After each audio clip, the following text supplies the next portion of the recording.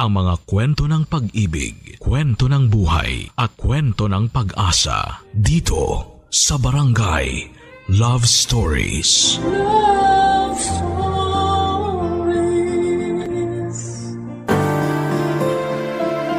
Minsan kung sino pa yung pamilya natin, sila pa ang mananakit sa atin. Pero pamilya rin ang magiging kakampi natin kapag pakiramdam natin, nag-iisa na lamang tayo at sinusubok ng mundo. Ikaw kabarangay, gaano mo kamahal ang pamilya mo? Dear Papa Dudut, magandang araw po sa iyo at sa mga katulad kong panatiko ng Barangay Love Stories.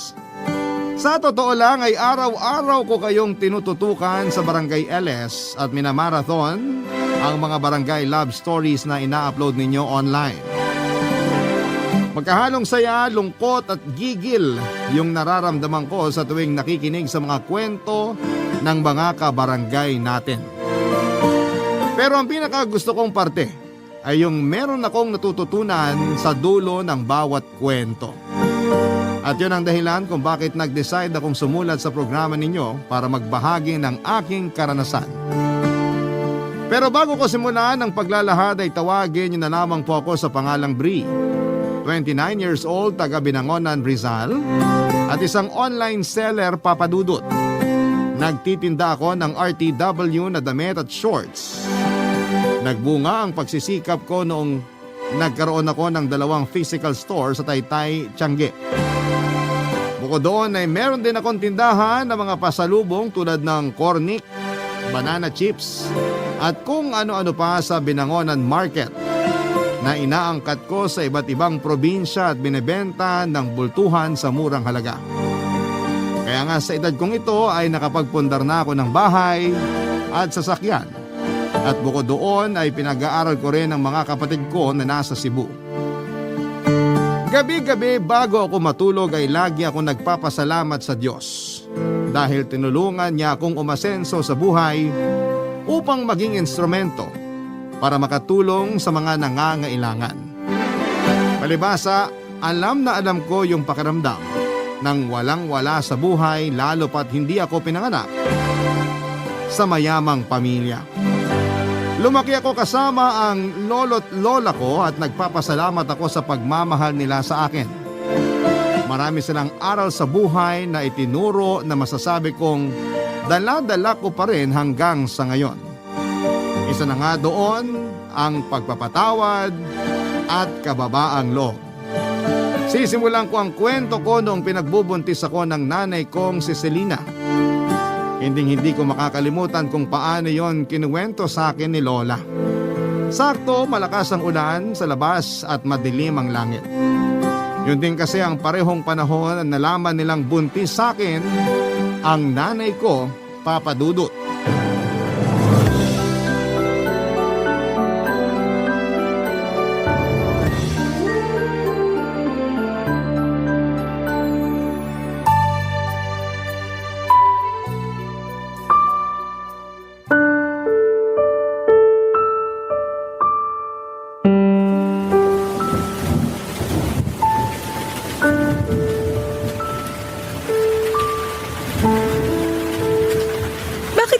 Sinabi sa amin ng tatay mo na buntis ka. Wala naman po talaga akong planong sabihin sa inyo kasi ayoko naman sa batang to, Nay. Kung hindi pa namin nakita tong ginamit mong pregnancy test sa basurahan, hindi pa namin malalaman ng nanay mo. Bakit po ba kasi masyado niyong pinoproblema tong baby sa tiyan ko? Plano ko nga pong ipalaglag. Naririnig mo ba yung sinasabi mo? Plano mong patayin yung sarili mong anak? Matakot ka nga sa Diyos, Selena. Ilang beses ko po bang dapat sabihin? Ayoko sa batang to. Buisit siya, sana hindi na lang siya nabuo. Nasaan na ba yung tatay niyan? Iharap ko sa amin yung tatay ng batang yan. Wala na po. Iniwan na ako nung nalamang buntis ako. Kaya nga ayoko na rin sa batang to kasi kasalanan ito kung bakit kami naghiwalay. Walang kasalanan niyang anak mo. Yung tatay ng batang yan ang siraulo. Kasi tinakbuhan kayo mag-ina niya. Sigurado ko bang wala na yan sa bayan natin? Kasi hahanapin ko siya kahit galugarin ko pa itong buong Rizal. Wala na nga po. Hindi ko na rin makontak sa cellphone. Walang hiya pala yung lalaki na yan eh. Anak naman! Pwede bang wag mo nang idamay yung magiging apo namin? Wala siyang kasalanan. Anong gusto niyong gawin ko, Nay? Hayaan ko siyang mabuo sa tiyan ko, ganun ba? Oo, kasi malaking kasalanan sa Diyos ang pumatay. Tama ang nanay mo. Makinig ka sa kanya, Selena. Hindi niyo po ako naiintindihan. Hindi pa ako handang maging magulang.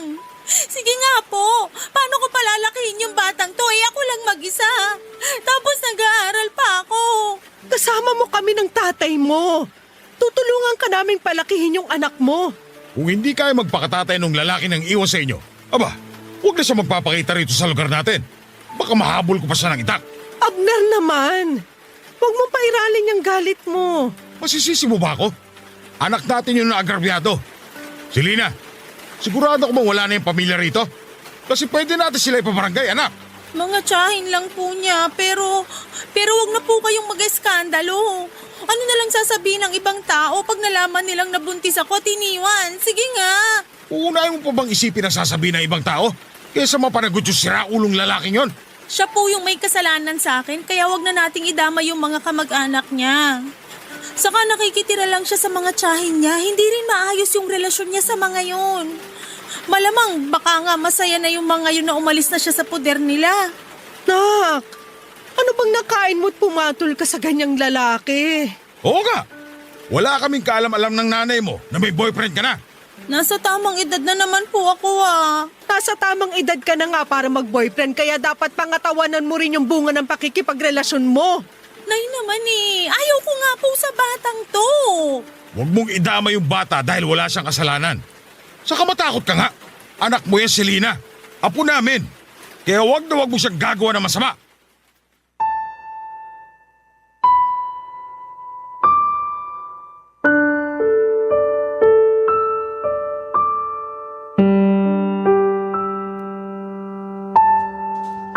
Papadudot unwanted baby ako na plinanong ipalaglag ng sarili kong ina.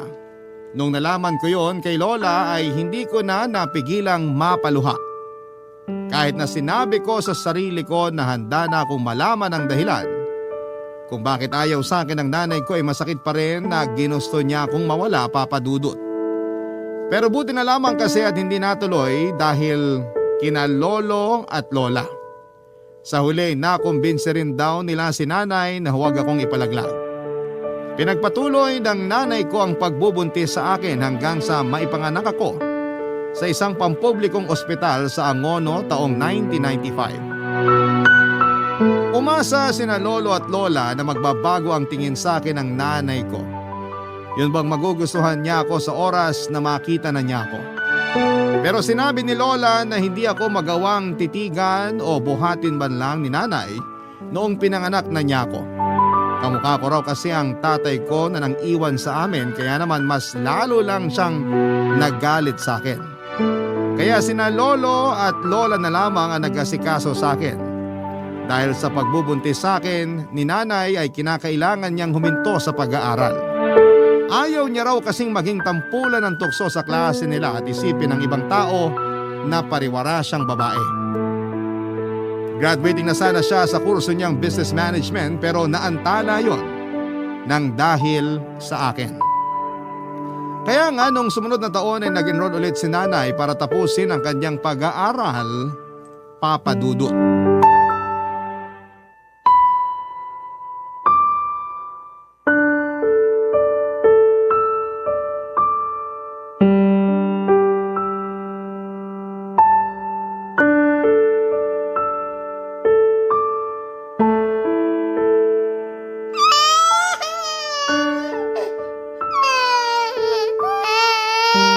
Buisit na bata to! Pwede ba tumahimik ka muna? Kitang nagre-review ako Ayaw mo talagang tumahimik ha? Ayaw mo talaga ha? Sige, halika. Dapat sa'yo tinatapon sa labas.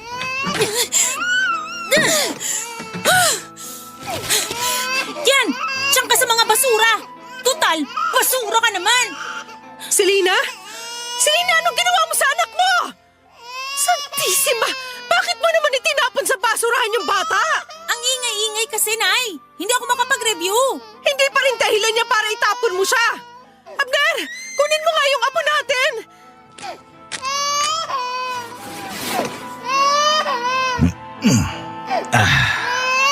Tahan na, Apo. Tahan na.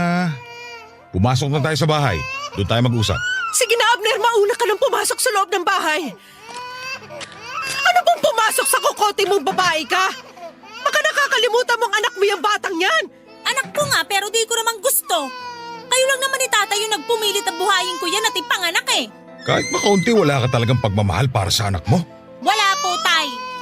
Sira Aray ulo ko ka naman, palang nay. babae Bakit ka niyo eh. po ako binatukan? Baka sakaling maalog yung utak mo at maisip mo na magbago yung tingin mo sa anak mo. Kahit na anong gawin niyo sa akin, kahit na batukan niyo pa ako uli, iuntog sa pader at paluin, hindi na magbabago tingin ko sa batang yan. Hindi ka namin pinalaki ng nanay mo para maging masamang ina sa anak mo. Pero ayaw ko nga po sa batang yan.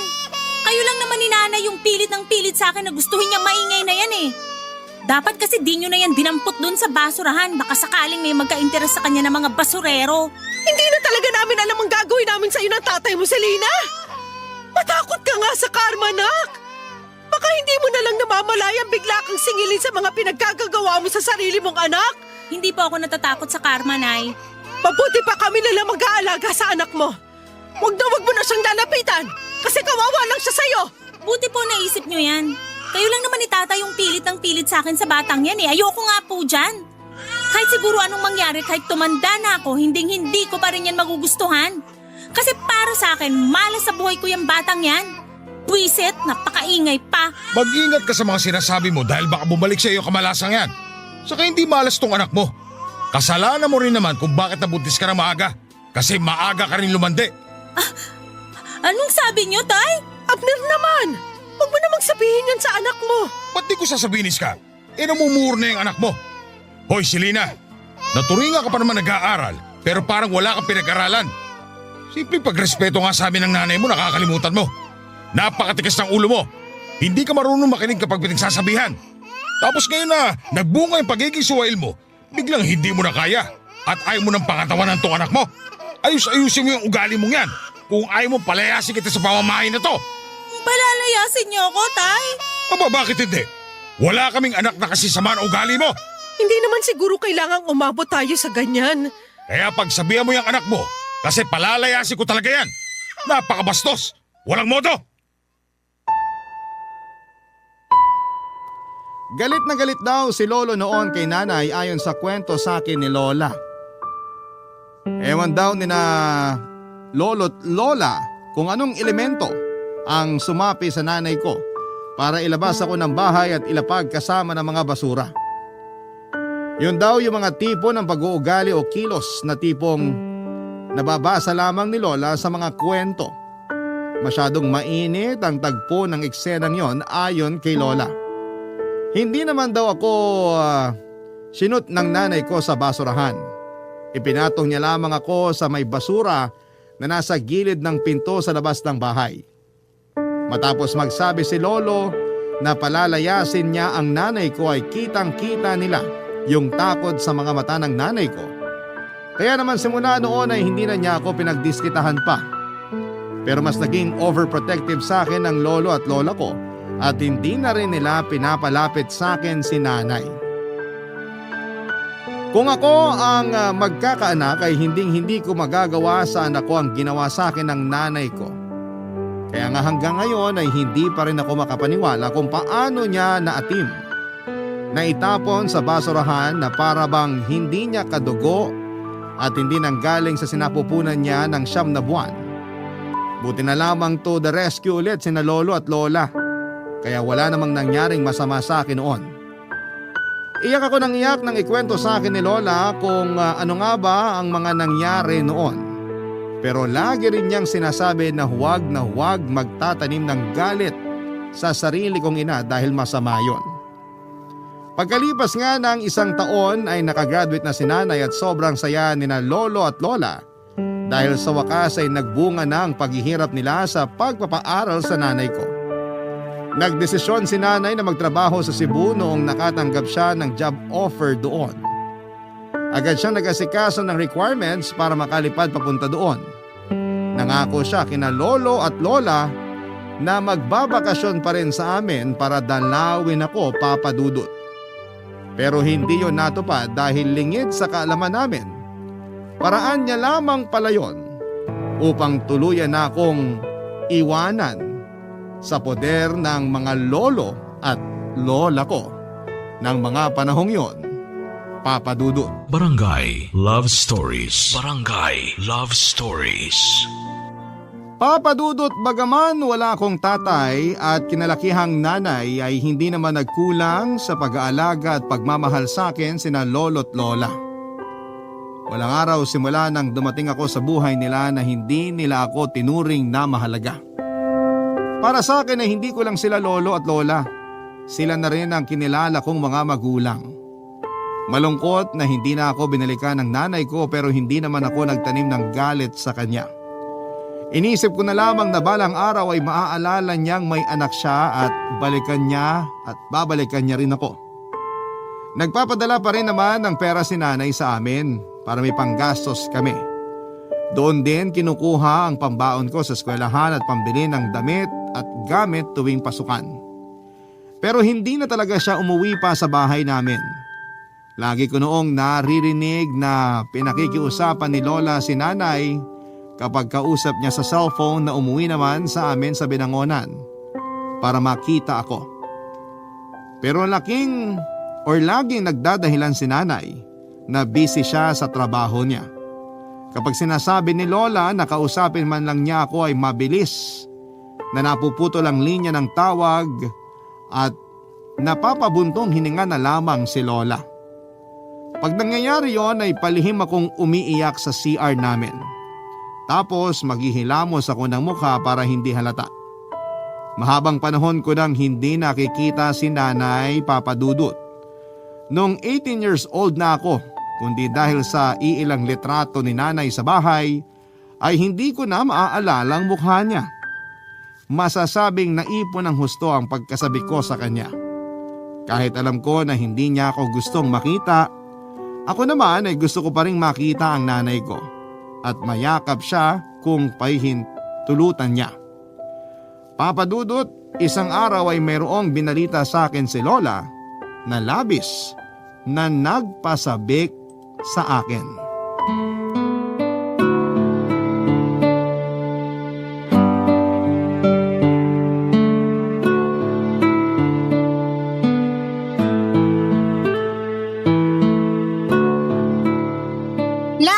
Sabi niyo sa akin ni Lola may sorpresa kayo. Ano po yun?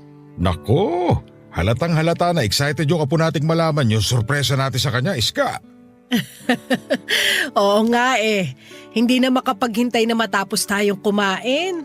Sus, ano naman po pinagkaiba ko? Sabihin niyo na ngayon at mamaya. Sasabihin niyo pa rin naman po, la. Plano sana naming hindi muna sabihin agad kasi nga sorpresa. Kasi tong lolo Abner mo, napakadaldal. Nalaman mo tuloy, apo. Ako pa yung nasisi, excited lang naman yung tao. Ikaw talagang sisisihin ko, alangan naman yung kapitbahay. Sabi ko nga ako na may kasalanan. Ay, kapag talaga tinutoyo ang mga babae. Bakit? May reklamo ka sa toyo ko? Ay sabi mo nga sa akin nung nililigawan mo ko, handa ka maging siomay kapag tinutoyo ako, di ba? Huwag mong itanggi yan. Hindi ko naman tinatanggi, Iska. Gusto ko po sanang matuwa kasi ang sweet-sweet niyo kahit corny na minsan pero di niyo pa po sinasabi sa akin yung sorpresa niyo lang. Sige na po, gusto ko nang malaman eh. O siya, sige na nga. Total hindi mo rin naman kami titigilan, apo. Kulit-kulit mo. Mana ka sa lolo mo. Ako na naman ang nakita. Okay lang yan, Lo. Ibig sabihin, ikaw lang ang nag-iisang lalaki sa paningin ni Lola kasi kayo lang lagi niya nakikita. Ay! Bigla akong kinilabutan dun ah. Grabe ka naman, La. Parang mas corny ka pa yata sa amin ng lola mo, apo. Nakakasakit kayo ng kalooban, Lo. Gusto mo ba malaman yung sorpresa namin o hindi? Siyempre gusto po. Uuwi na ang nanay mo rito sa atin sa Makalawa, Bri! Talaga po? Hala, makikita ko na si nanay. Kaya lang, baka galit pa rin siya sa akin, La. Bakit naman magagalit ang nanay mo sa'yo? Wala ka namang ginagawang masama. Di ba ayaw niya nga sa akin? Sabi niyo tinapon pa niya ako sa basurahan nung baby ako. Matagal na naman yon. Sigurado nagbago na yung nanay mo. Kaya nga siya uuwi rito sa atin eh. Tama ang lolo mo. Tsaka kasama mo naman kami kaya hindi mo kailangan matakot. Pero nag-overthink pa rin po ko. First time ko lang po siya makikita sa 18 years ko rito sa mundo. Nandun na yung excitement pero kabado pa rin po ako. Paano kung hindi pa rin nagbabagong turing niya sa akin? Paano kung ayaw niya pa rin sa akin bilang anak niya? Alam naman ng nanay mo yung sitwasyon. Tsaka sigurado ko na hindi siya uuwi rito sa atin kung hindi kanya nami-miss, Bre. Kaya huwag ka na mag-isip ng kung ano-ano dyan. Pero ano bang sabi ni Selena? Dito na raw ba siya ulit titira sa atin? Parang. Umalis na yata siya sa trabaho niya sa Cebu eh. Biglaan nga raw pero nasa plano na rin naman niya. Sabi niya may asikasuhin siyang papeles dito sa Maynila. Hindi ko lang alam kung ano kasi hindi naman niya sinabi. Baka dito na siya magtatrabaho para mas malapit sa atin. Hindi kaya? Ay, sana nga ganun. Para naman magkasama-sama na tayong pamilya. Basta apo, maging malapit ka sa nanay mo ha. Kasi ang tagal niyo ring hindi nagkita. Tsaka kalimutan mo na rin ano mang hinanakit at tampo mo sa kanya. Matagal na yun eh. Malaki ka na rin naman. Opo, La. Sabi niyo nga po, masama magtanim ng galit sa ibang tao lalo pa kaya sa sarili kong nanay. Oo, yung kasi ang turo sa simbahan. Magmahalan at matutong magpatawad. Basta, paghandaan mo ang pagdating ng nanay mo. Iparamdam mo sa kanya kung gaano ka kasabik sa kanya at kung gaano mo siya kamahal. Papa Dudut, tama naman si Lola. Laging turo sa mga misa sa simbahan ang pagmamahalan at pagpapatawad. Kaya nga yung lahat ng tampo at hinanakit ko sa nanay ko ay agad na nawala nung nalaman kong uuwi siya sa bahay namin. Excited ako at hindi ko na nga mahintay yung araw na sa wakas ay magkikita na kami ng personal. Sa Facebook ko lang kasi siya ini-stalk at hindi pa niya sinisin yung mga message ko sa Messenger. Pero iniisip ko na lamang na baka busy siya sa trabaho niya lalo na managerial ang posisyon niya. Excited din sina lolo't lola dahil sa wakas ay makikita na nila ang anak nila. Alam ko kasi kung gaano sila nangulila sa nanay ko. Kaysa isang anak kasi nila, si nanay. Dumating na nga yung araw ng pag-uwi ni nanay sa bahay. Galing pa akong school noon kasi may klase kami nung araw na yon. Nagmamadali akong umuwi sa amin at halos madapa na nga ako kasi tinakbo ko talaga. Lalong lumapad ang ngiti ko noong marinig ko ang boses ng nanay ko habang inaalis ko yung sapatos ko sa may pinto. Pero agad na napalitan ang pagtataka at kaba yung ngiti at excitement ko nang unti-unting luminaw sa akin ang pinag-uusapan nila ng lolo at lola ko, Papa Dudut.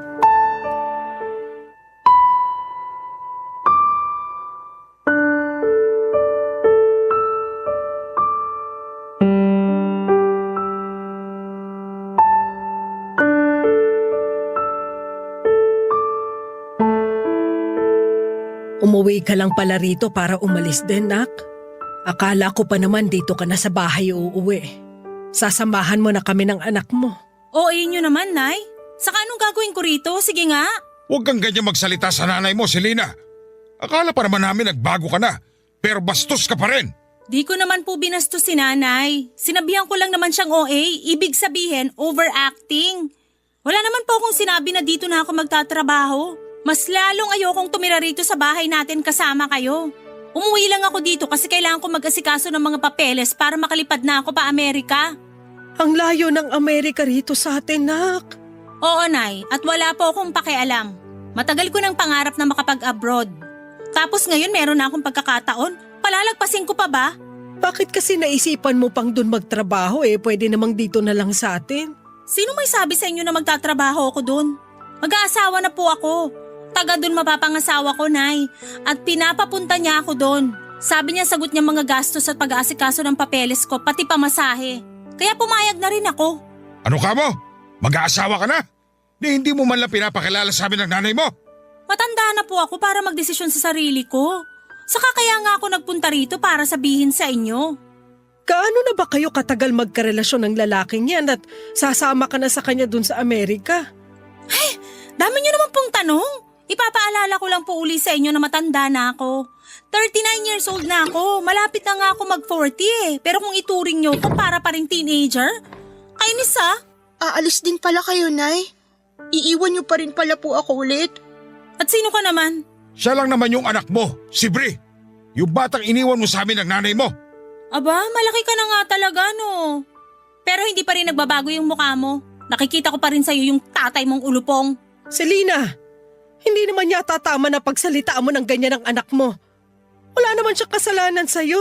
Malaki kasalanan niya kasi nabuo pa siya. Siguro kung wala siya, di sana ako iwan ng boyfriend ko. Hanggang ngayon ba naman sinisisi mo pa rin si Bri sa kasalanan ng lalaking yon? Walang kasalanan ng anak mo. Sa damuhon na yun ka magalit. Akala ko pa naman, excited din kayo na makita ako, Nay. Pero mukhang nagkamali po ako. Bakit naman ako may excite na makita ka? Selena!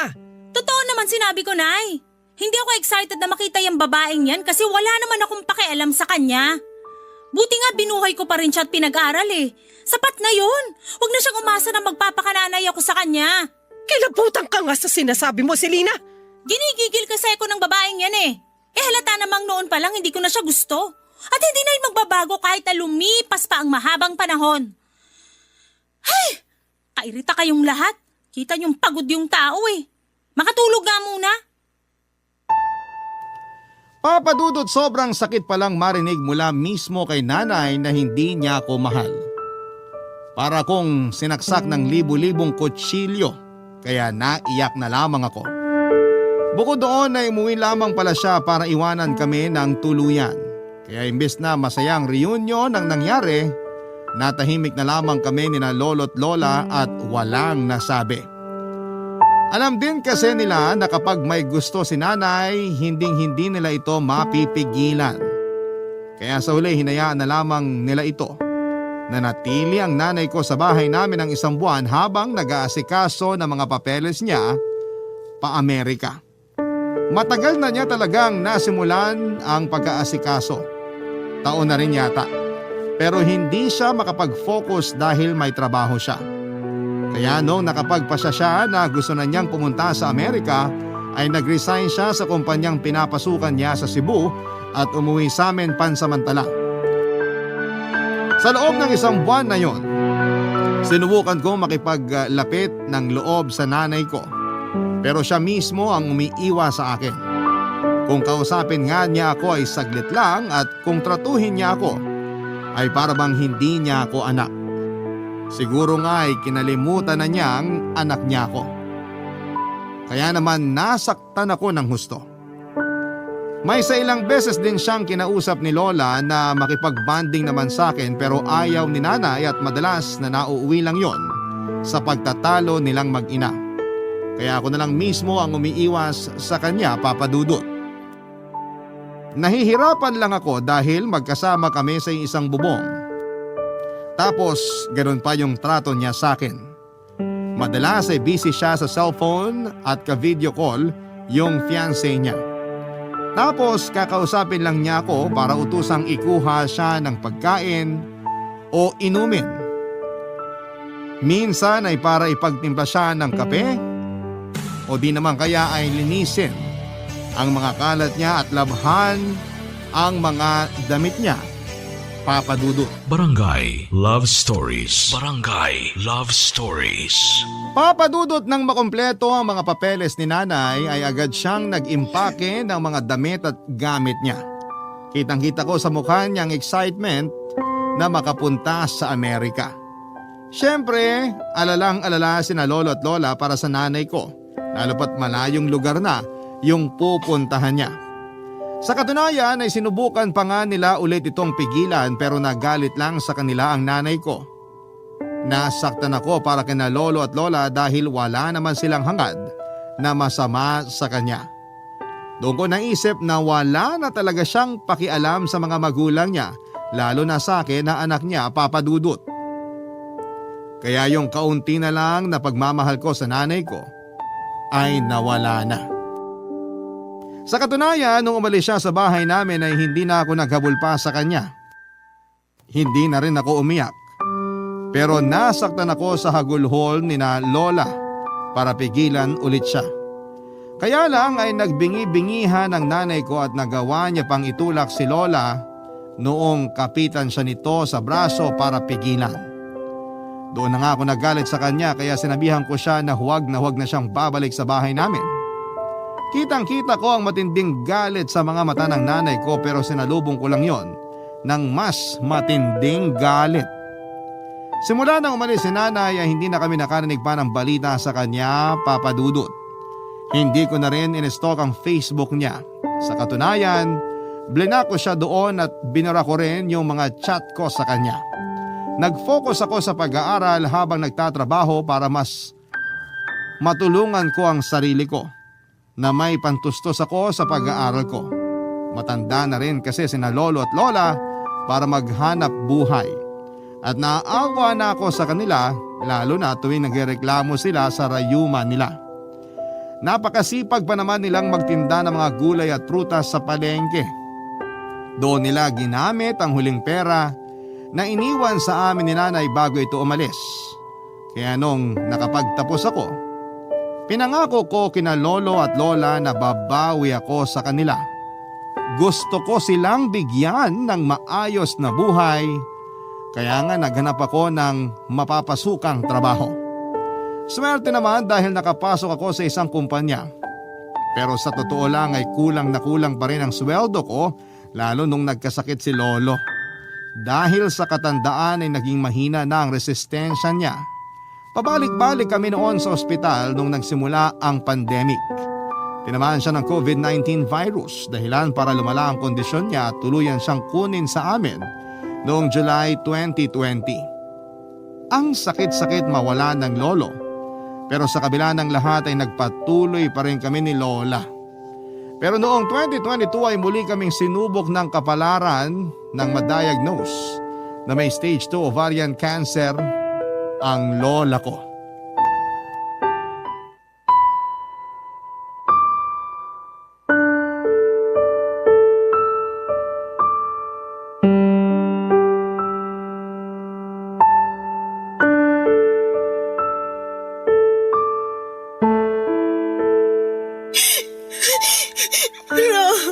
Huwag niyo po akong iwan.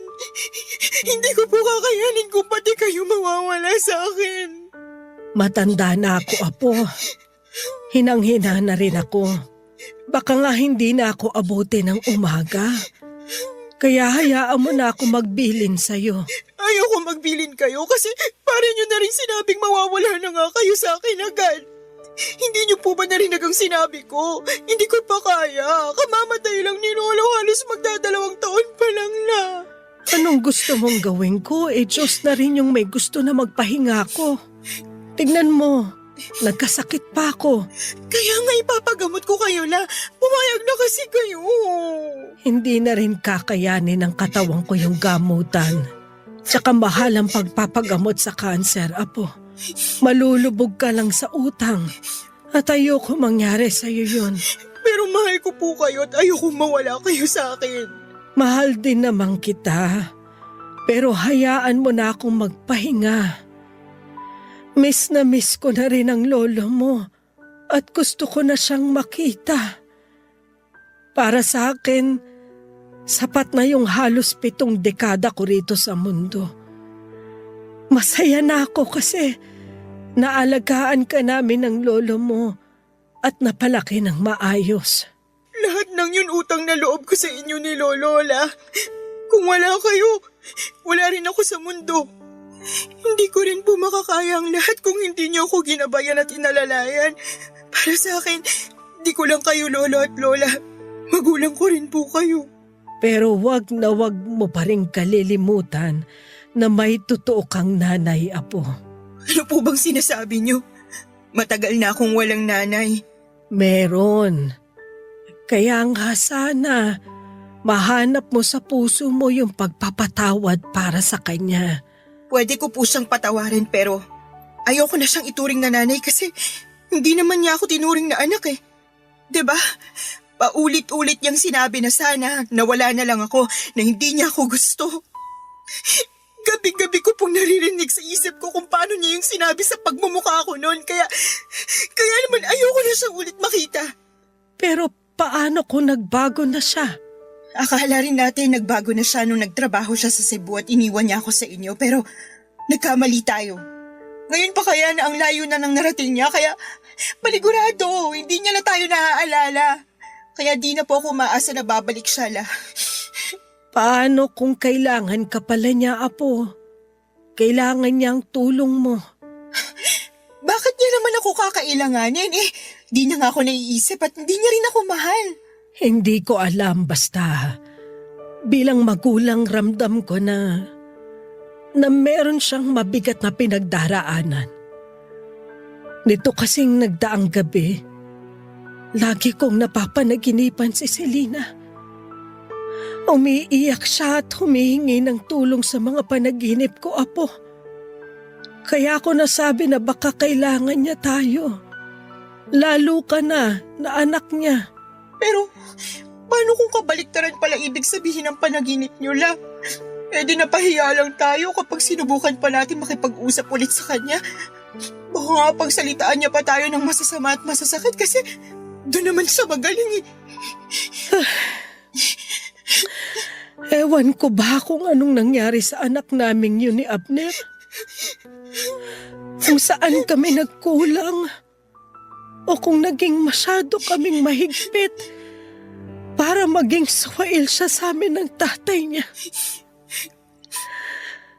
Simula nung umalis siya sa bahay, walang araw na hindi namin siya inisip. At hanggang sa huling sandali ng lolo mo,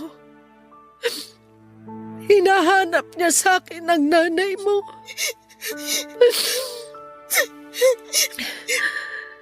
Kahit naman ako, kung pwede lang talaga, gustong-gusto ko na siyang makita. Ang dami kong tampo kay Selena. Dahil paano niya tayo natiis? Lalo ka na anak niya. Pero kahit kailan, hindi naman ako naghangad ng ikakasama niya. Sana, kung nasan man siya ngayon, nasa mabuting kalagayan siya. At kung loloobin ng Panginoon, sana magkita pa rin kayong mag-ina. Papa Dudut, ilang beses kong pinilit si Lola na magpagamot pero siya na nga ang tumatanggi. Hindi na rin daw kasi kakayanin ng katawan niya kaya naman tinanggap na lamang niya ang kabalaran niya. Siyempre, nalungkot ako. Umiyak ako pero sinabi ng lola ko na kailangan kong maging matapang lalo't lahat ng tao ay hahantong din sa kamatayan. Oo nga, pero nainis pa rin ako sa kanya noong mga panahong yon kasi hindi niya naiintindihan ang nararamdaman ko. Pag nawala siya sa akin, mag-isa na lamang ako. Pag namatay siya, wala na akong pamilya. Wala na rin akong dahilan para magpatuloy pa sa buhay ko. Dahil sa progreso ng sakit ni Lola ay mabilis siyang nanghina at noong taong ding yon ay tuluyan na siyang kinuha sa akin ang kamatayan. Durog na durog ang puso ko nang pati ang lola ko ay iwanan ako. Ilang beses ko pang tinanong sa Diyos kung anong kasalanan ko kasi ginawa niya akong ulila. Ni hindi ko pa nga natutupad ang pangako ko kina lolo at lola tapos ay nawala na sila kaagad sa akin. Madami akong katanungan na hindi na nasagot, Papa Dudut. Aminado ako na nalugmok ako sa matinding kalungkutan dahilan para mag-resign ako sa trabaho ko. Yun talaga yung masasabi kong darkest moment ng buhay ko. Maswerte ako dahil hindi pa rin ako pinabayaan ng Diyos. Tapos nakilala ko pa yung boyfriend ko na active member ng isang church. Inilapit niya ako sa Ama kaya unti-unti akong nakabangon at nagkaroon ng pag-asa. Simula noon ay naging miyembro na ako ng simbahan nila at aktibong dumadalo sa mga church services, Papa Dudut. Noong taon ding yon ay naisip kong sumugal sa negosyo kaya naman sinubukan kong magtinda ng RTW online. Pumatok naman. Tiyanaga ko lang hanggang sa nakaipon ako ng pera at dumami ang paninda ko.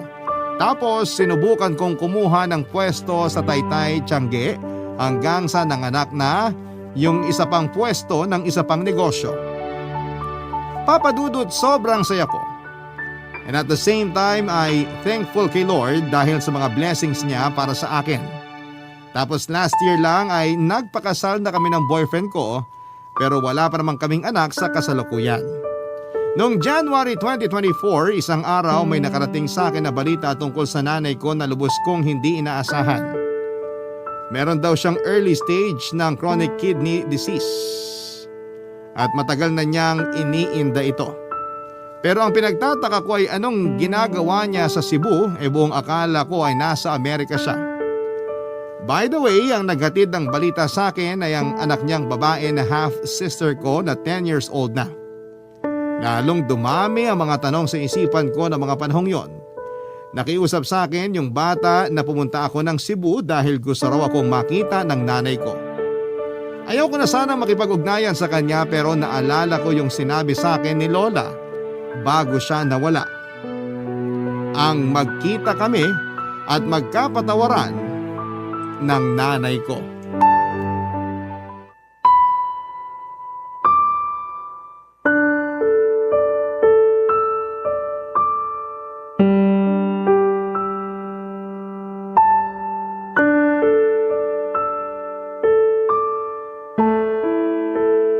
Nak, akala ko hindi ka na makukumbinsi ng kapatid mo na puntahan ako rito sa Cebu. Akala ko kasi ayaw mo na akong makita matapos yung lahat-lahat ng mga ginawa ko sa iyo simula nung bata ka pa. Akala ko rin po kaya ko kayong tiisin pero mali ako. Kasi matapos kong makita yung pictures nyo na sinend ng kapatid ko, naawa po ko sa inyo tapos bigla na lang nawala yung mga tampo at galit sa dibdib ko. Kaya pumunta po ako agad dito para makita kayo. Kumusta na po ba kayo? Hindi maayos. Ang daming masakit, nak. Kahit puro na lang higa yung ginagawa ko, hindi pa rin ako makapagpahinga. Hirap din akong matulog sa gabi kaya pagod na pagod ako sa umaga. Buti na nga lang nandyan yung dalawa mong kapatid. Inaasikaso nila ako. Hindi ko kasi talaga kaya kung ako lang. Mahirap po talaga pag ganyang may sakit. Oo. Wala rin akong ganang kumain. Kasi pakiramdam ko masama sa akin lahat ng kakainin ko. Kaya po kayo lalong nanghihina kasi di kayo kumakain, Nay. Ewan ko. Pero naisip ko na baka karma ko na to kasi naging masama akong anak at nanay sa'yo. Kumusta na pala sina nanay at tatay? Bakit di mo sila kasama? Tungkol po sa bagay na yan. Huhulaan ko. Kasi matanda na sila. At ang alam ko may takot sa matataas na lugar si nanay. Kaya di mo talaga mapapasakay sa eroplano yon. Mahihiluhin din yon. Wala na po sila ni Lolo, Nay. Ha? Ano bang sinasabi mo dyan? Patay na po sila. At hindi ko man lang alam. Anong klaseng anak ako? Ang sama-sama ko. Nay, kumalma po kayo. Baka makasama sa inyo yung pag-iyak niyo eh. Hindi ko lang kasi mapigilan. Pakiramdam ko napakawalang kwentang anak ko kasi hindi ko man lang naalala yung mga magulang ko. Namatay sila na hindi man lang ako nakakahingi ng tawad sa kanila, anak. Namatay po si Lolo noong 2020 dahil sa COVID-19. Si Lola naman po noong 2022 dahil sa ovarian cancer. Ayaw niya na rin magpagamot kasi raw matanda na sila. Pero bago sila nawala, hinahanap nila kayo pareho, Nay. Miss na po nila yung kaisa-isa nilang anak. Miss ko na rin sila. Pero hindi ko na sila makikita pa. Sigurado akong galit na galit sila sa akin. Hindi po.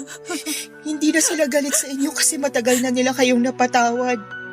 Napatawad ko na rin kayo kasi tama si Lola. Nanay ko pa rin kayo. At mahal ko po kayo. Mahal na mahal din kita, anak. Patawarin mo ako sa mga nagawa ko sa'yo. Patawarin mo ako kasi ngayon lang ako nagkalakas ng loob na makipag-usap sa'yo. Naduwag kasi ako. Natakot na baka hindi mo ako mapatawad. Pero kinumbinsi ako ng mga kapatid mo na subukan ka pa rin nilang pakiusapan, nakausapin ako. Yun na lang kasi yung tanging hiling ko bago man lang ako bawian ng buhay. Hindi pa po kayo mamamatay, Nay. Huwag po muna kasi ngayon na lang ulit tayo nagkasama eh. Pero nahihirapan na ako. Wala na rin kaming perang pampagamot.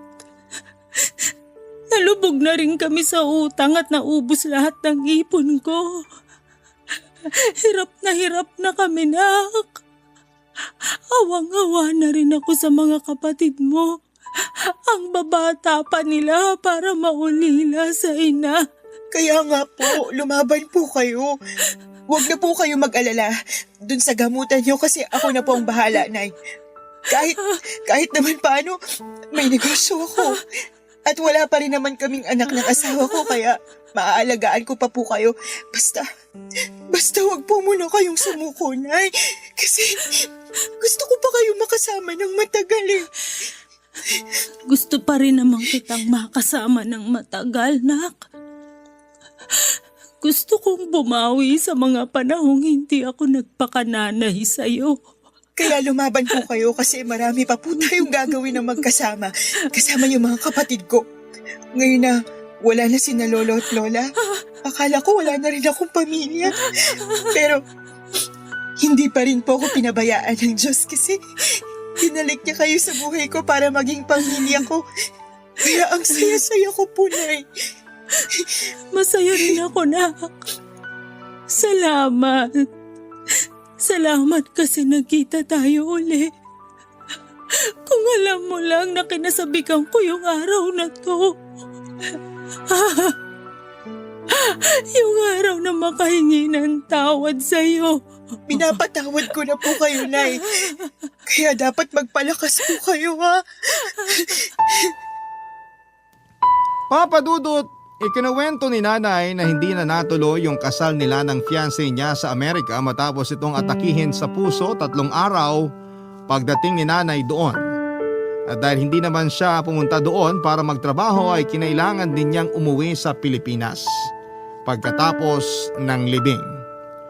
Sobrang gulo daw ng isipan ni nanay noon at hiyang-hiya rin siya sa amin kaya hindi na niya nakuhang umuwi pa sa bahay para magpakita. Nagstay daw siya sa kaibigan niyang taga Maynila at pumasok sa pinagtatrabahuhan nitong hotel bilang housekeeper. Doon niya nakilala ang tatay ng mga anak niya na tubong Cebu. Nung nabuntis siya ay umuwi sila sa probinsya nito sa Argao para doon na manirahan. Doon na rin pinanganak ang pangalawa nilang anak pero 5 buwan pa lang yung baby ay naaksidente yung kinakasama niya matapos itong mabagsakan ng hollow blocks sa ulo nang mapadaan ito sa isang ginagawang gusali. Nakomatos pa raw ito ng 1 linggo bago binawian ng buhay. Simula noon ay sinanay na ang nagtaguyod sa 2 niyang anak. Nagtinda siya ng street food sa mga eskwelahan at gumawa ng mga doormat at naglalako ng balot sa gabi bago siya nagkasakit at tuluyang huminto sa pagtatrabaho. Sobrang sakit na marinig lahat ng pinagdaanan ni nanay. Kaya nga pinangako ko sa sarili ko na gagawin ko ang lahat para pagaanin ang buhay nila, Papa Dudut. Sa kasalukuyan ay nasa Binangonan Rizal na sina nanay at ang 2 ko pang kapatid. Tuloy-tuloy ang pagpapagamot ni nanay at masaya ako kasi kinakikitaan namin ng progreso ang katawan niya. Pinabalik ko rin sa pag-aaral yung dalawa kong kapatid at sinabihan sila na hanggat nabubuhay ako ay pagtatapusin ko sila ng kolehiyo. Kahit na masakit yung pinagdaanan ko sa kamay ng sarili kong ina, iba yung sarap sa pakiramdam. Noong natuto akong magpatawad, mas magaan sa dibdib at mas masaya ako ngayon na magkakasama na ulit kami. Hanggang dito na lamang po ang sulat ko at maraming salamat sakaling mapili po ninyong i-ere ang kwento ng buhay ko. Sana po ay kinapulutan po ito ng aral at inspirasyon ng mga kabarangay natin. God bless and more power po sa Barangay LS 97.1 at sa Barangay Love Stories. Ang inyong forever, kapuso at kabarangay, Bree. Nagustuhan ng iyong napakinggan? Ituloy yan via live stream sa www.gmanetwork.com/radio. Barangay LS 97.1 forever. Ang mga kwento ng pag-ibig, kwento ng buhay at kwento ng pag-asa dito sa Barangay Love Stories. Love stories.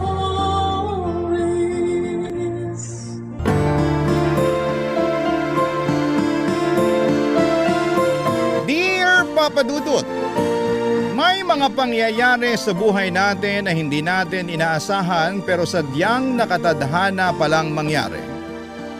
Dadaan muna tayo sa mga pagsubok, lungkot at pighati bago tayo maging masaya.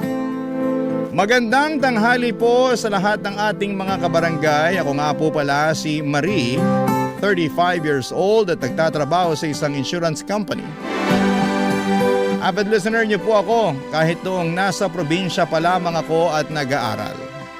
At ngayon lang po ako naglakas ng loob na gumawa ng sulat para kwento ko naman ng buhay ko ang marinig ng mga kabarangay ngayon. At sana po ay makapag-iwan po ito ng aral at inspirasyon sa mga nakikinig. Nakarating ako ng college na NBSB noon o No Boyfriend Since Birth, Papa Dudut. Hindi naman ako nerd pero masyado lang din akong focus sa pag-aaral dahil academic scholar ako. Nasa point din ako ng life ko na gusto kong palaging proud sa akin ang mga magulang ko. Pero syempre, hindi ibig sabihin noon na boring ang college life ko, Papa Dudut.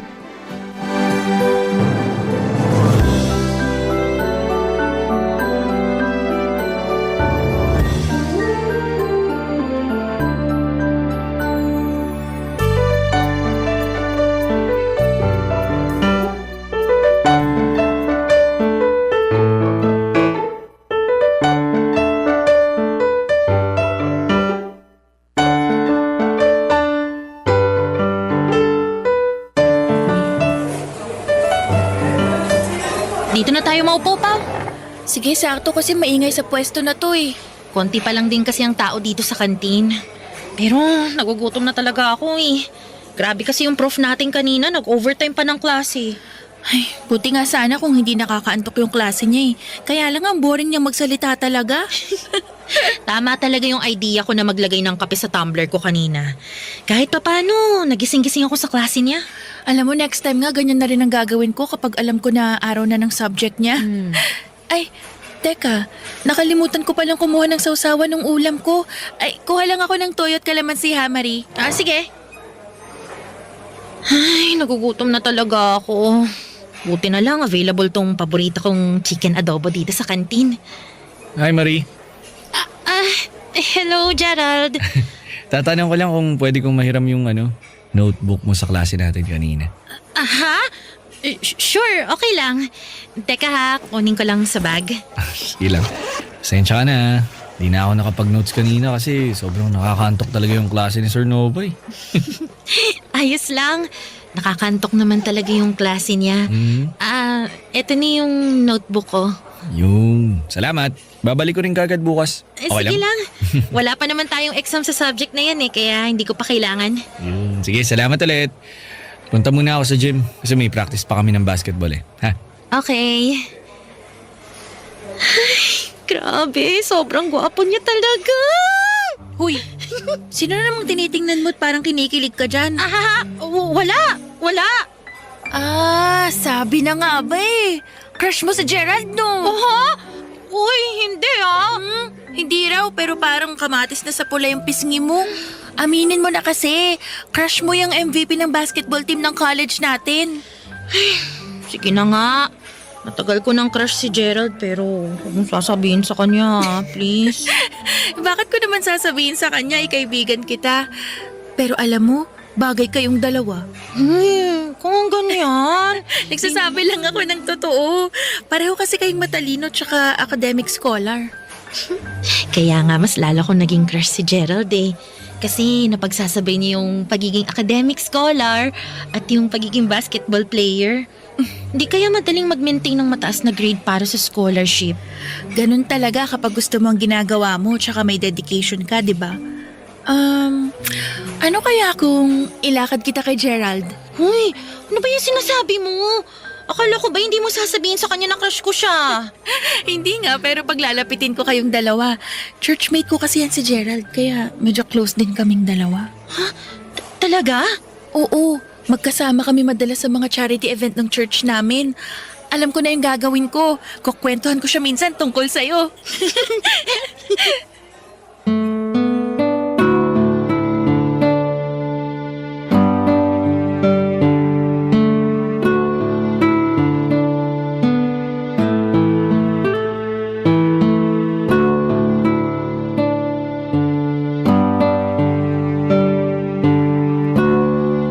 Papadudot, nasa first year college ako nang maging crush ko si Gerald.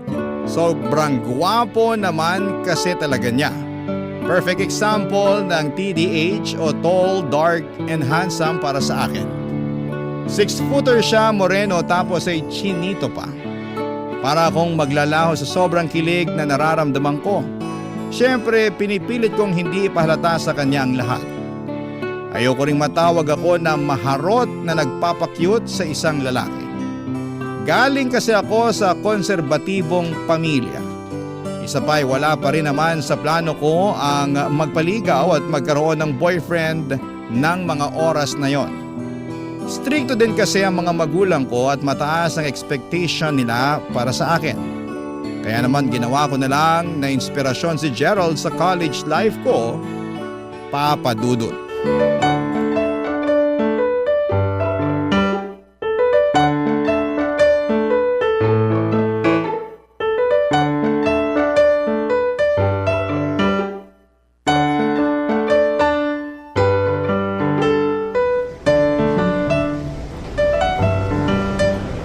Tagal naman ni Pao.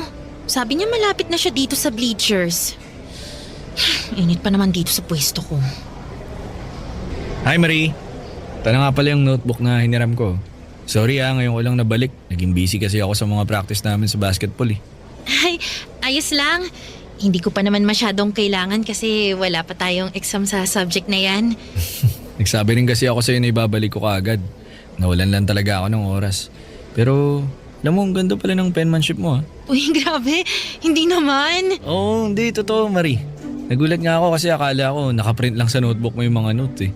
Sulat kamay mo pala talaga yun. Yan nga din yung sabi ni Pao sa akin nung hiramin niya minsan yung notebook ko. Tuwan-tuwa din siya sa penmanship ko. Kahit nga ako natuwa talaga sa unang buklat ko pa lang nung notebook mo eh. Mukha tuloy mapapadalas yung paghiram ko sa'yo ng notes. Okay lang? Ayos lang naman na manghiram ka. Basta wag lang sa week na may exam ako. Kasi ginagawa ko yung reviewer ko eh. Sige, noted yan.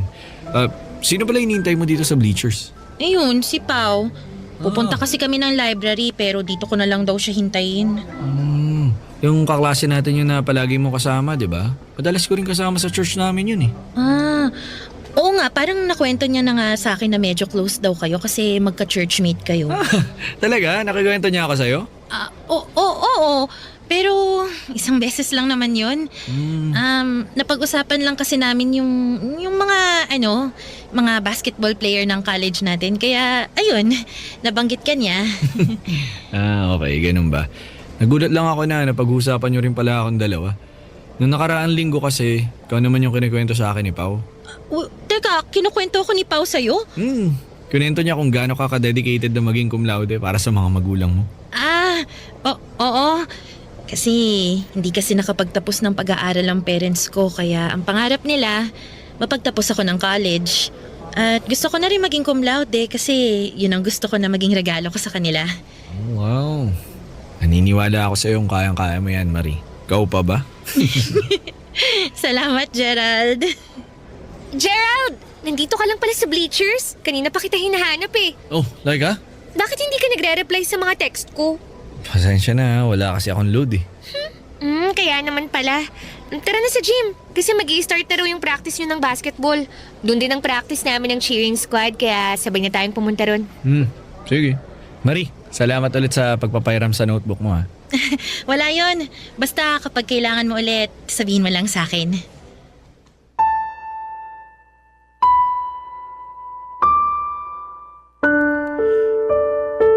Papa Dudut, alam ko naman na maganda talaga ang penmanship ko. Marami ang nagsasabi sa akin noon mula high school pa lamang. Pero iba pala ang dating kapag narinig ko mismo yon mula kay Gerald. Grabe yung kilig at saya na bumalot sa buong katawan ko. Pakiramdam ko nga ay nagbablush ako noon kasi ramdam ko ang pag-init ng mga pisngi ko habang kausap ko siya. Nagpipigil talaga akong kiligin lalo na kapag ngumingiti na siya. Ang tamis ng ngiti ng mga labi niya. Pakiramdam ko ay malulunod na ako sa sobrang tindi ng epekto niya sa akin. Mas mahaba-haba pa nga sana ang pag-uusap namin na yon. Kung hindi lang umeksena, si Laika na schoolmate din namin pero iba ang kurso. At nang umalis na sila ay sakto naman ang pagdating ni Pao. Doon niya kinuwento sa akin ang tungkol sa sinabi ni Gerald. Sinabi ni Pao na binibida niya raw ako kay Gerald at nakita niya raw ang interes sa mga mata nito nang mabanggit niya ang pangalan ko, Papa Dudut. Barangay Love Stories. Barangay Love Stories. Papa Dudut, nasundan nga ang mga pag-uusap namin ni Gerald dahil nasundan din ng ilang beses ang panghihiram niya sa akin ng note. Sa tuwing nanghihiram siya o sinosole ang notebook, palagi yung may kasamang maikling kwentuhan. Siya pa nga minsan ang nagpapahaba ng usapan namin. Tinatanong niya kung kumusta ang grade ko, ano ang favorite subject ko o saang lesson pa ba ako nahihirapan. Alam niyo yung simpleng catching up lang pero grabe ang kilig na ibinibigay sa akin. Minsan nga ay gusto ko nang bigyan ng mali siya ang mga tingin at paglapit na ginagawa niya. Kaya naman nagsimula na rin akong umasa noon na mauuwi sa ligawan ng lahat ng ginagawa niya. Kahit na hindi pa ako handang magka-boyfriend kasi priority ko talaga ang pag-aaral ay naisipan ko na kakayanin ko naman siguro na pagsabayin ang lahat kung sakasakali. Kasi alam ko sa sarili ko na mas mai-inspire ako sa pag-aaral kapag nalaman ko na pareho kami ng nararamdaman ni Gerald, Papa Dudut.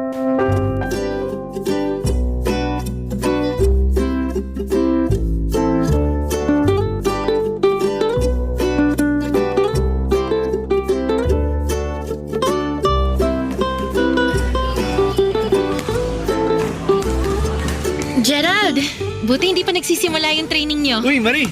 Ikaw pala. Wala pa rin si coach kaya di pa kami makapag-start. Sayang tuloy yung oras ng paghihintay namin sa kanya. Oo nga eh. May exam pa naman tayo sa logic sa Friday. Niisip ko nga rin yan eh. Kaya pagkatapos ng training namin, uwi na kaagad ako para makapag-review. O ba't ka pala nandito sa gym? Iaabot ko lang tong notes ko sa klase natin kanina para makopya mo. Hindi ka kasi nakapasok eh. Wow, salamat ah. Naku, alam mo kailangan ko talaga yan eh. Sobrang na-late kasi ako nang gising kanina. Late na rin kasi natapos yung training namin kagabi kaya puyat talaga ako. Hanggang ngayon, di ko pa rin alam kung paano mo na ma-manage ang oras mo sa basketball tapos yung pag-maintain ng grades para sa academic scholarship mo. Ako nga na walang extracurricular. Hirap nang mag-manage ng oras ko sa puro aral. Paano pa kaya ikaw na MVP ng basketball team ng college natin? Naku Marie, kung alam mo lang, sobrang hirap talaga. Pero syempre, kailangan kong gawin lahat para mapagsabay yung pag-aaral tsaka pagbabasketball. Wala rin kasi akong gustong bitawan na kahit ano sa kanila eh. Tsaka malaking tulong din yung scholarship ko para di mahirapan yung parents ko sa mga gastusin para sa akin. Pareho pala tayo na ginagawa to para sa mga magulang natin, no? Oo, kaya nga tayo nagkakasundo eh kasi ang dami nating similarities. Alam mo, ngayon ko lang napansin yan. Talaga? Kaya pa ako nga unang narinig yun eh, na marami tayong pagkakatulad pagdating sa ugali. Tapos na-realize ko na parang tama nga siya. Kaya palang ganang loob ko sa'yo, lalo na pagkausap kita. Gerald! Bakit hindi ka pa nagpapalit ng pang-training mo? Wala pa naman si Coach Laika eh. Ang sabihin mo, may nangiistorbo lang sa'yo dito. Teka lang, pinariringgan mo ba ako? O bakit? Tinatamaan ka ba? Tsaka, bakit ba kasi nandito ka sa gym? Parte ka ba ng cheering squad o basketball team? Bawal na ba talagang pumasok dito sa gym yung hindi part ng cheering squad o basketball team? Hindi. Pero sana, bago ka pumasok, nag-isip ka muna kung makakaistorbo ka ba sa mga taong nandito para mag-training. Laika, tama na yan. Eh nakakainis kasi yung mga taong walang pakialam kahit makaistorbo. Basta makapagpapansin lang. For your information, hindi ako pumunta dito para magpapansin, Laika. Pinahiram ko lang kay Gerald yung notebook ko kasi hindi siya nakapasok sa klase namin kanina. Alam mo naman na may training siya ng basketball ngayon. Tapos iistorbohin mo? Tsaka pwede ba, Marie? Tigil-tigilan mo na nga yung pagpapapansin sa boyfriend ko. Boyfriend? Anong ibig mong sabihin? Hindi mo pa ba alam? Sinagot ko na si Gerald at 1 buwan na kaming mag-on. Kaya kung pwede lang naman ha, tigil-tigilan mo na yung pagpapakyut mo sa boyfriend ko. Papadudot ang aminin ko na nagpapakyut talaga ako kay Gerald noon. Sinunod ko lang yung payo sa akin ni Pao na ako yung mag-first move. Mukha raw kasing torpe si Gerald kaya hindi makapanligaw sa akin. Ramdam pa naman daw niya na may gusto sa akin si Gerald. Tinutokso na nga rin kami ng ibang mga kaklase namin na sobrang bagay talaga kaming dalawa. Kaya kahit dalagang Filipina talaga ako ay sinimulan ko ng yung paglapit-lapit sa kanya noon. Ako pa nga minsan ang nagkukusa na magpahiram ng notebook ko sa kanya. Umasa pa talaga ako noon na magle-level up ang friendship namin na nasimula na. Ayun pala asyomera lamang ako ng taon na hopya sa bandang huli. Kaya naman mula noon ay nagsimula na akong umiwas kay Gerald. Hindi na rin ako nagpapahiram ng notes sa kanya. Sobrang bihira na rin kung mag-usap kaming dalawa, papadudot. Literal na nag-focus na lamang ako sa pag-aaral ko hanggang sa makatapos na nga ako bilang cum laude.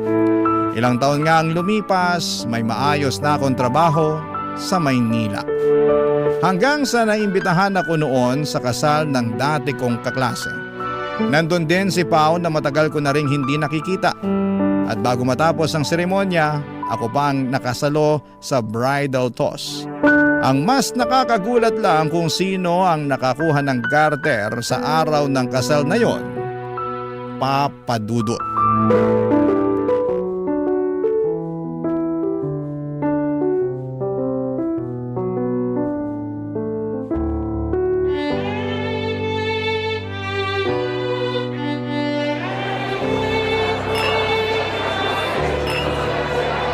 Gerald?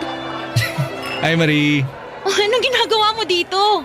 In-invite din ako ni Kim kasi 'di ba magkaka-blackmate tayo nung college. Oo nga, pero hindi kasi kita nakita kanina bago magsimula yung kasal nila eh. Na-late kasi ako kaya siguro hindi mo na ako napansin. Pwede ko na bang isuot tong garter sa'yo? Ha? Suot na ang garter! Oo nga, isuot mo na yung garter sa kanya! Paano ba yan? Nagre-request na sila. Sige, uupo na ako. Susuot ko dito sa leg mo ha. Oo na, bilisan mo na para matapos na. Ito na nga.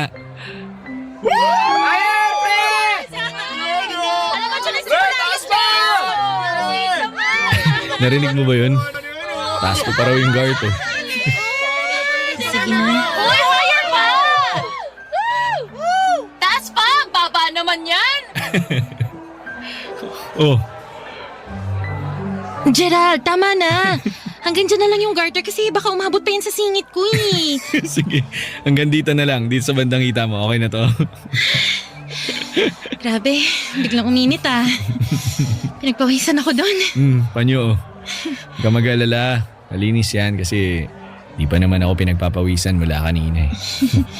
Thank you ah. Punta lang ako doon. Kukuha lang ako ng tubig.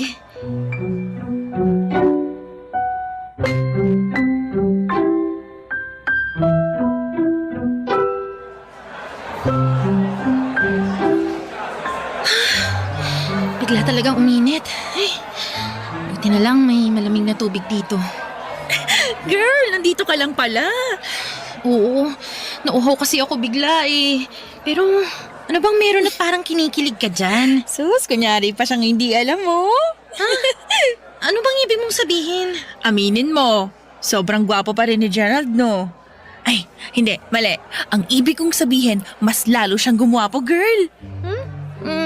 Sakto lang. Susto naman, in denial pa. Halata namang kinilig ka sa kanya habang nilalagay niya yung garter sa leg mo. Hoy, correction. Hindi ako kinikilig sa kanya. We, talaga? Eh bakit nangangamatis na naman sa pula yung mukha mo kanina? Syempre, kasi nahihiya ako. Ang dami niyo kayang sumisigaw ng higher kanina. Kung hindi ko pa nga siya inawat, baka umabot na sa singit ko yung kamay niya eh. Ay naku, Marie, kung alam mo lang, ang dami namin kinikilig sa inyong dalawa, no? Wala namang dahilan para kiligin kayo sa amin ni Gerald, no? Anong wala eh, alam naman ng lahat na sobrang bagay kayo mula pa nung college tayo. But anyway, kanina ka pa niya tinitingnan dun sa pwesto niya. Tara, lapitan natin. Naku, ayoko. Hindi ko siya lalapitan. Ay, bakit naman? Walang dahilan para lapitan ko siya, Pao. Ayaw mo bang malaman kung kumusta na siya? Kung saan siya nagtatrabaho? Kung single pa ba siya? O kung... Pao, aaminin ko na heartbroken ako noon kay Gerald, okay? Pero matagal na yun. Sa sobrang tagal, nakamove on na ako sa kanya. Tsaka, mga bata pa tayo noon. Wala na akong kahit na anong interest pa sa kanya. Kaya wala na rin akong nakikitang kahit anong dahilan para lapitan at kausapin siya kagaya ng ginagawa ko nung college pa tayo. Okay? Papadudot, aaminin ko na sobrang gwapo pa rin talaga ni Gerald noon. Mas gumwapo pa nga siya kagaya ng sinasabi ni Pao. Mas tumangkad pa siya ng konti, naging maskulado ang pangangatawan niya. Siyempre ayoko lang ipakita na sumasang-ayon ako sa kanya kasi hanggang sa mga oras na yon, may parte sa sarili ko na medyo bitter pa rin ako dahil sa pagka-heartbroken ko sa kanya. Kaya naman hindi talaga ako lumapit sa kanya pero ewan ko ba, hindi ko mapigilan ang sarili ko na kiligin sa tuwing magtatama ang mga tingin naming dalawa. At para bang unti-unting bumabalik ang pagka-crush ko sa kanya. Bagay na sobrang pinipigilan ko. Kasi ayokong mahalata niya na hanggang sa mga oras na yon ay hindi pa rin ako nakaka-move on mula sa kanya, Papadudot. Barangay Love Stories. Barangay Love Stories. Papadudot, kinagabihan noon ay hindi rin kagad ako nakatulog kakaisip kay Gerald. Hindi ko mapigilan ang sarili ko na maalala kung paano ako kiligin sa kanya noon. Kung tutuusin ay naging mabait din naman si Gerald sa akin. At may bahagi sa isipan ko noon na hindi niya naman sinadya o ginusto na masaktan ako. Pero sa tuwing naaalala ko kung paano ako na heartbroken sa kanya, ay napapailing na lamang ako. Pakiramdam ko kasi yun din ang dahilan kung bakit never akong nagkaroon ng boyfriend. Para bang natakot akong magmahal at masaktang muli pagkatapos ng araw na yon.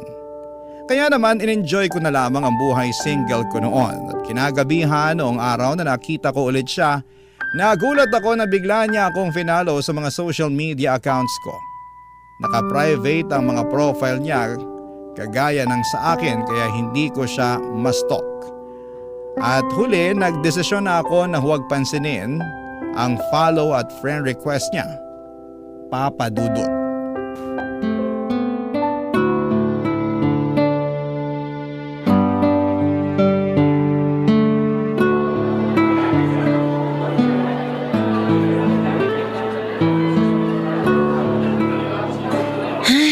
Buti na lang na-close ko na yung deal sa client na ka-meeting ko kanina. Kakauwi ako na maaga nito. Marie? Gerald! Hi! Sabi ko na nga ba ikaw yan eh, kumusta? Ayos lang naman. Wow, may kasama ka dito sa restaurant? Kanina meron. Yung client na kamiting ko kanina, umalis na rin siya kagad pagkatapos ng meeting namin. Okay, ganun ba? Sorry pala kung hindi kita nalapitan ng kasal ni Kim ha. Bigla ka na rin kasi nawala nun eh. May lakad pa kasi ako nun kaya umalis na rin kagad ako. Sayang, di man lang kita nalapitan. Bakit naman? Gusto mo kong lapitan nun? Gusto lang kitang kumustahin nun. Tsaka gusto kong makipagkwentuhan sa sandali. Lalapitan na nga kaagad dapat kita nun eh. Kaya lang ang dami pang kwento ng ibang kaklase natin eh. Wala namang nagbago sa buhay ko. Kaya wala rin ako makakwento sa'yo kahit na lapitan mo ko nun. Uy, ilang taon tayong di nakita. Kaya alam ko na marami nagbago sa kanya-kanyang buhay natin. Buti nga in-invite ako ni Kim sa kasal niya eh. Nagkaroon ako ng chance na makita ko ulit. Naka-private kasi yung social media accounts mo eh. Kaya wala akong makitang kahit na anong update tungkol sa'yo. Yung sa'yo naman din naka-private. Kaya pareho lang tayong wala masyadong update sa isa't isa. Sa bagay, tama ka dyan. Sinubukan ko lang talaga na mag-stalk sa mga social media account mo. Pero wala rin ako na pala eh. Sobrang limited kasi ng mga information na nakalagay sa mga yun. Ayoko lang din naman kasi na masyadong pinapublic yung buhay ko. Wala naman masyadong interesting na nangyayari sa akin eh. Walang bago o mga kakaibang ganap. Kaya ayun, nag-private na lang din ako ng mga social media account ko. Bakit? May nakakatawa ba sa sinabi ko? Sorry, hindi. Wala nakakatawa pero di ko lang mapigilan yung sarili ko. Alam mo kasi, yung mga sinabi mo kanina, yun din mismo yung dahilan kung bakit di ako nagpa-public ng mga social media account ko. Tapos... well, it's just funny to think na hanggang ngayon parehas pa rin tayo mag-isip. Di ba nga kaya tayo nagkasundo dati kasi ang dami nating similarities. Naisip ko lang na hanggang ngayon pala, dahil pa rin natin magkakatulad. Oo nga, no? Alam mo, tama ka dyan. Nakakatuwa nga. Daddy! Oh, Sherwin, nandito na pala kayo? Anak mo? Si Sherwin. Sherwin, this is Tita Marie, my old friend from college. Hello po, Tita Marie. Nice meeting you po. Hi! Nice meeting you too, Sherwin. Gerald, sorry ngayon lang kami nakarating. Ang traffic kasi papunta rito eh. Okay lang. Medyo kararating ko lang din naman. Si Marie nga pala. Oh, Marie! Long time no see Ay, anyway Gerald, saan ba yung table natin? Gusto ko nang maupo tsaka umorder ng food kasi kanina pa nagugutom yung anak natin eh. Sa kabilang table lang. Maupo na kayo ni Sherwin dun. Iatid ko lang sa labas si Marie. Ha? Naku, hindi na kailangan, Gerald. Kaya ko naman mag-isang maglakad palabas sa restaurant na to. Sige mauna na ako. Bye! Alam nyo, papadudot nang makita ko si Gerald sa restaurant noon, ang naisip ko ay napakaliit ng mundo para sa aming dalawa. Na para bang pilit kaming pinaglalapit ng tadhana kahit na umiiwas na ako sa kanya. Hindi ko maintindihan pero umaasa na ako na baka pwede na ngang pagbigyan ng kwento naming dalawa. Baka yun ang pagkakataon para sa amin. Kaya lang ay nagsisimula pa lang mabuo yung maliit na pag-asa sa puso ko ay bigla na kaagad yung nawasak. Nang makita ko si Laika at anak nila na si Sherwin. Akala ko'y nakamove on na ako sa pagka-heartbroken ko sa kanya noong college kami pero hindi pa pala. Kasi nang malaman ko ang tungkol sa kanila ni Laika ay nasaktan muli ako. Hindi dahil umasa ulit ako, kung hindi dahil alam ko sa puso ko na siya pa rin ang laman nito. Kaya naman dinilit ko na ang lahat ng mga friend request niya sa mga social media accounts ko. Dahil wala na akong nakikitang dahilan pa para magkausap ulit kaming dalawa. Papadudot.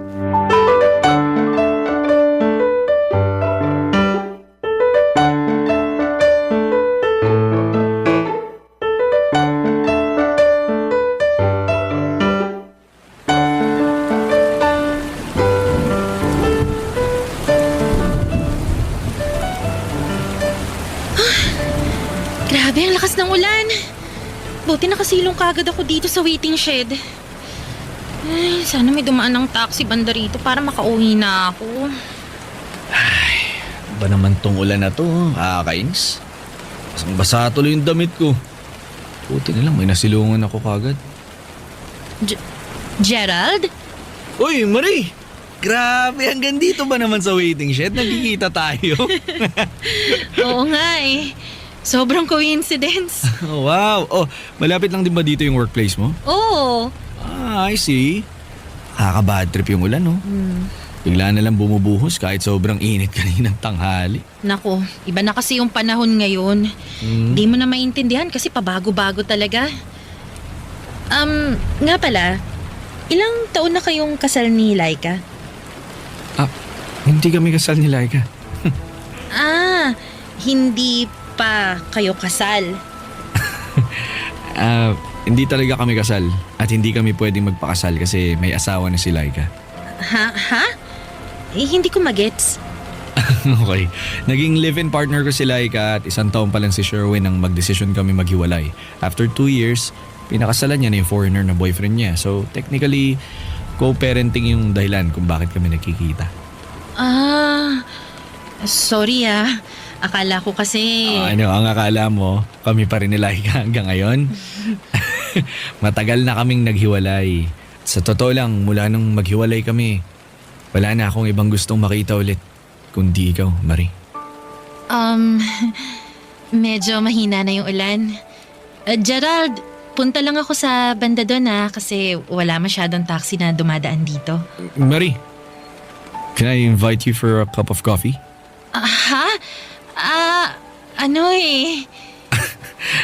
Hindi ka naman nagmamadaling umuwi, di ba? Kape muna tayo kahit saglit lang, please. Sige.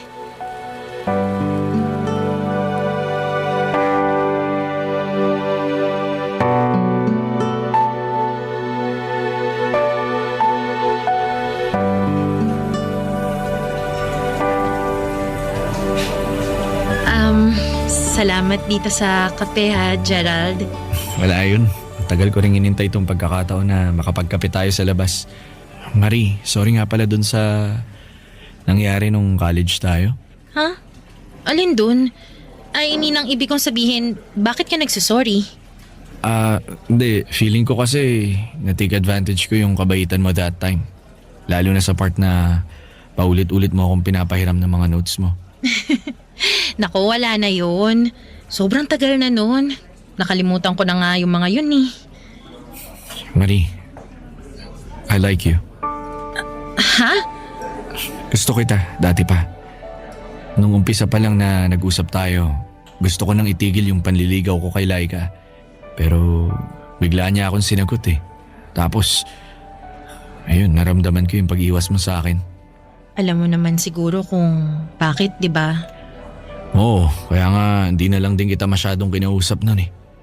Marie, sorry talaga. Di ko sinasadyang masaktan ka nun. Nakalipas na yun. Di mo na kailangan mag-sorry. Sabi ko nga kay Pao, matagal na akong naka-move on sa'yo. Pero may chance pa naman, di ba? Chance?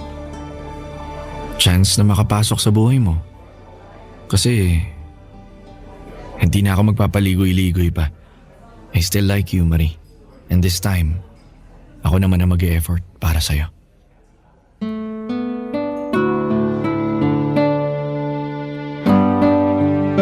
Papadudot, saglit akong natahimik pagkatapos kong marinig ang mga sinabing yon ni Gerald. Hindi kasi ako makapaniwala na noon pa man ay gusto na rin pala niya ako. Pero syempre ayaw ko nang madaliin ang mga bagay-bagay. Ang sabi naman ni Gerald ay hindi rin siya nagmamadali at handa daw siyang maghintay na sagutin ko ang panliligaw niya. Yes, Papadudot, formal akong niligawan ni Gerald. Pumunta pa siya sa bahay para makilala ang mga magulang ko at magpaalam na liligawan niya ako. Tinupad niya rin ang pangako niyang maghihintay siya sa akin. Tumagal ng halos 1 taon ang panliligaw niya bago ko siya sinagot. Isang desisyon na kahit kailan ay hindi ko pinagsisisihan. Kasi ngayon po ay 3 taon na kaming magkarelasyon at nagpaplano na rin na magpakasal. Ganon pala ang buhay, Papadudot. Bibigyan at bibigyan din tayo ng tamang panahon para maging masaya. Hindi natin kailangan na madaliin ang mga bagay sa paligid natin. At yon ang natutunan ko sa parteng ito ng buhay ko. Nasaktan man ako noon nang dahil kay Gerald, siya pa rin talaga ang taong para sa akin, pero sa tamang panahon na para sa aming dalawa.